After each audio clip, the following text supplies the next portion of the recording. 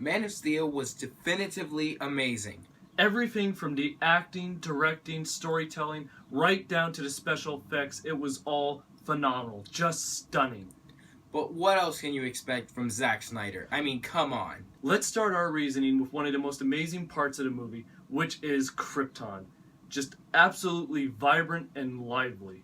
It felt like a real place, and that's not something that's easy to do with something that's so out of this world like Krypton. It took the depth of Avatar, but actually made it interesting enough to watch beyond just something being good. But let's not forget the characters that were introduced in Krypton. Jor-El is absolutely phenomenal.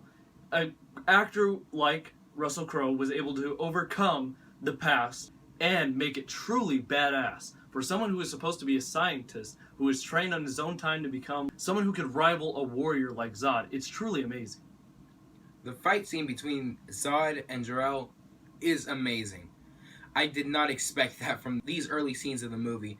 It's just, wow. Zack Snyder, I applaud you for that. Now, a great superhero is only as great as his supervillain, and this supervillain tops all the shit we've seen in Marvel. Absolutely. Now you may be thinking, how could he be better than Loki? Well, let's think about Zod and what he believes in. He's not just looking to destroy Earth because he doesn't like the people or he doesn't like Earth itself. All he wants to do is continue the Kryptonian race because that's what he's been bred to do. He's always done everything for his people. Moving on from just Krypton, we move to Earth on characters like Lois Lane. A character who, back in the day, was just second fiddle to Superman, is now on her own journey, trying to make a name for herself by searching for the Superman.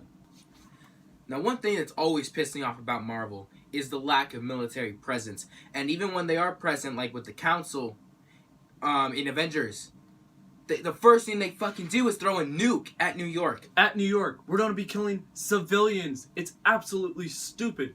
When they go, it's effing stupid to be honest, because when they go into Smallville, like the people are inside and they don't nuke Smallville, they simply are using jets. Something that completely blew me away in this movie was the fight scenes. We start in Smallville, which is Clark Joe versus the big guy and Feora, and it is absolutely amazing as it goes from building to building to building, and the emotion that it was brought into by Zod and Superman when he threatened his mother, I was absolutely astonished. And when a man threatens your mother, you do not take that sitting down, and neither did Superman. He fucked up Zod. Building through 7-Eleven. It was phenomenal.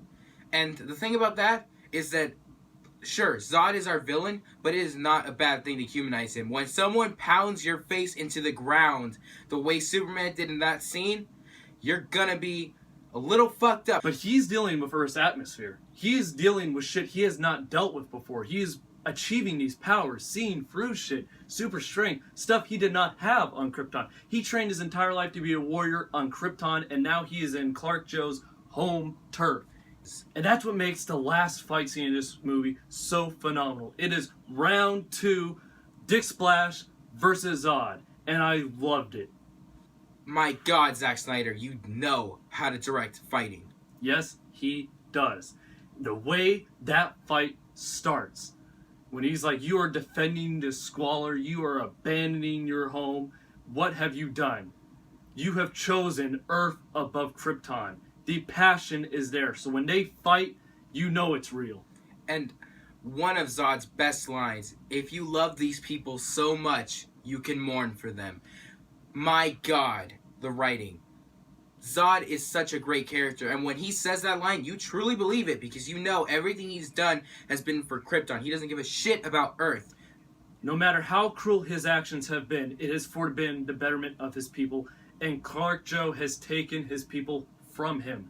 And what's amazing about this fight is its great choreography. We are going through buildings, into space, out of space, back to Earth, into a subway, and it's so seamlessly transitional. I love it. And what's great, absolutely great about it, is we go from fight, from punch to word to word. We go back to simple conversation, where he makes it known that this only ends one way or another, which is either he dies or he dies. And it's gonna be a great choice that Dick Splash has to make.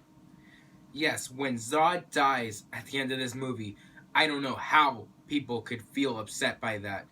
Oh my god, the emotion he felt.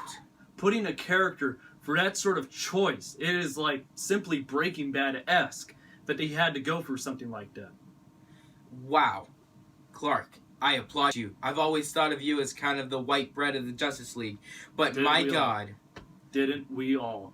And when he has to make choices like that, and it comes from a place. How amazing was his adoptive father, Pa Kent?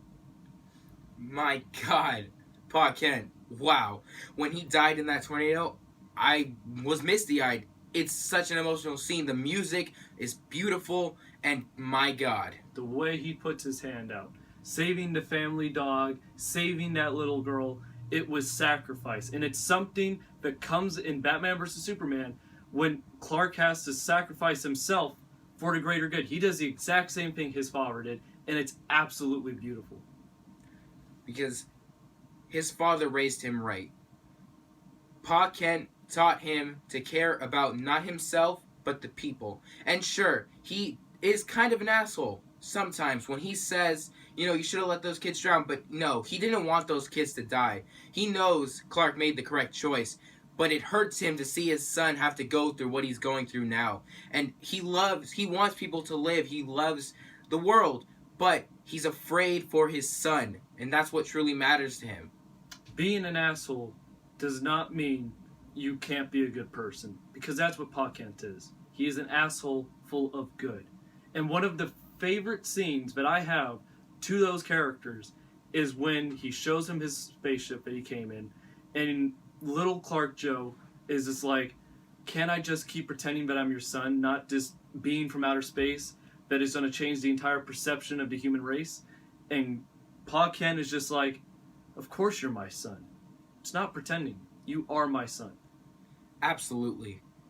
Pa Kent truly loved Clark. Now, what's very important to a Superman movie is Superman himself, of course.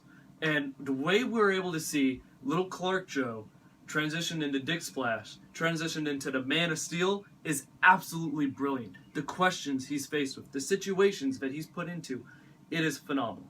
What is it like to be a child, raised a Christian, and then be told you are basically a god? How could you imagine feeling those emotions? The director of this movie, Zack Snyder, is an absolute visionary. The way he can construct all of these settings through CGI, it is... Look, not only does he understand the source material, he understands how to make it better than the comic books ever were. Better than any of the movies ever were. The last point I want to make is about the score by Hans Zimmer, the greatest composer of all time. Absolutely. Some of his best work, to be honest. God. The entire score, from beginning to end, every single track is amazing. And the one they use at the end, what will you do when you're not saving the world, is absolutely astonishing. That ending was just great. Honestly, I can't see a better way to end this movie. And beyond just the ending, when he takes his first flight and the snow gathers around his fist, and the track that is placed with that, it is absolutely beautiful. From what Drell said, they will stumble, they will fall, but one day you will help them accomplish wonders. One day they will join you in the sun. Overall, the music is unthinkably amazing. So take what we have said about all the points and take our empirical views as empirical truth and spread the word. And if you like what you've seen here, follow the link below and donate to our Patreon and help us create more content.